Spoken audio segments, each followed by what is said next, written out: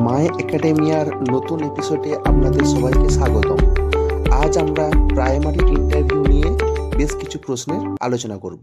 চলুন শুরু করা যাক। শুরু করার আগে যারা এই চ্যানেলে নতুন এসেছো তারা ভিডিও ভালো লাগলে লাইক করবে এবং চ্যানেলটি সাবস্ক্রাইব করে রাখবে, যাতে এরকম নতুন নতুন ভিডিও তোমাদের সামনে তুলে ধরতে পারি। চলো শুরু করা যাক।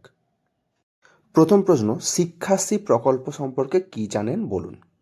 শিক্ষাশ্রী প্রকল্প হলো অনগ্রসর তপশিলি ও তপশিলি উপজাতি সম্প্রদায়ের শিক্ষা প্রসারের উদ্দেশ্যে একটা প্রকল্প পশ্চিমবঙ্গ সরকারের। পঞ্চম থেকে অষ্টম শ্রেণীর ছাত্রছাত্রীরা এই প্রকল্পের আওতায় বার্ষিক ভাতা পান।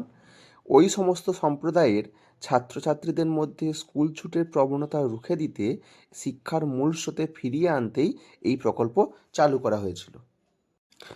2014 সালে পশ্চিমবঙ্গ সরকার এই প্রকল্প চালু করে। ক্লাস 5 থেকে 8 পর্যন্ত এই শ্রেণীর ছাত্রছাত্রীরাই এই প্রকল্পের সুবিধা পায়। বার্ষিক 800 টাকা করে এই প্রকল্পের অধীনে ছাত্রছাত্রীদের দেওয়া হয়। এরপর একটি খুব গুরুত্বপূর্ণ প্রশ্ন, শিশু শিক্ষা রচনা করেন কে? শিশু শিক্ষার রচয়িতা হলেন মদন মোহন তর্কালঙ্কার। বাংলা ভাষায় শিশুদের জন্য বর্ণমালা শেখার প্রথম সার্থক পুস্তকটির নাম হলো শিশু শিক্ষা।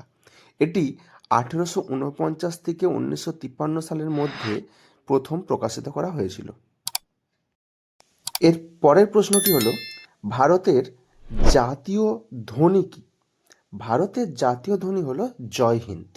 এটা আমরা অনেকেই জানি হয়তো, তাও একবার মনে করিয়ে দিলাম।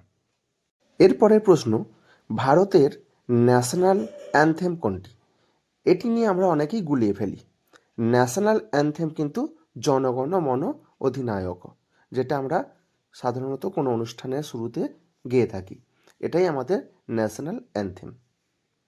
ন্যাশনাল অ্যানথেম যখনই আমাদের প্রসঙ্গ আসবে, এর সঙ্গে যেটা আসতে পারে প্রশ্ন, যে এই ন্যাশনাল অ্যানথেমের রচয়িতাকে। এটা আমরা সবাই জানি, কবিগুরু রবীন্দ্রনাথ ঠাকুর। এর সঙ্গে একটা পয়েন্ট যোগ করে দিই, 1911 সালে জাতীয় কংগ্রেসের কলকাতা অধিবেশনে প্রথম এটি গাওয়া হয়েছিল। এরপর 1950 সালের 24শে জানুয়ারি ন্যাশনাল অ্যানথেমকে গৃহীত করে সেই সময়কার কনস্টিটিউশন অ্যাসেম্বলি বা সংসদ, যারা এই গানটিকে আমাদের দেশের জাতীয় স্রোত হিসাবে বা ন্যাশনাল অ্যানথেম হিসাবে গ্রহণ করেন।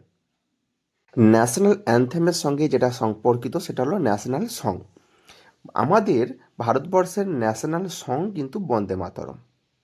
তাই ন্যাশনাল অ্যানথেম আর ন্যাশনাল সং গোলালে চলবে না, দুটি আলাদা।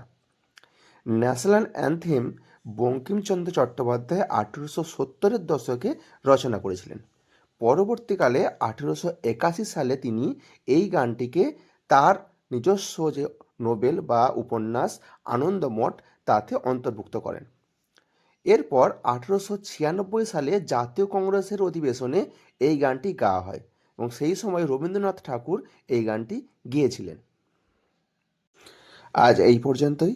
ভিডিওটি ভালো লাগলে লাইক, সাবস্ক্রাইব এবং শেয়ার করবেন। দেখা হচ্ছে পরবর্তী ভিডিওতে।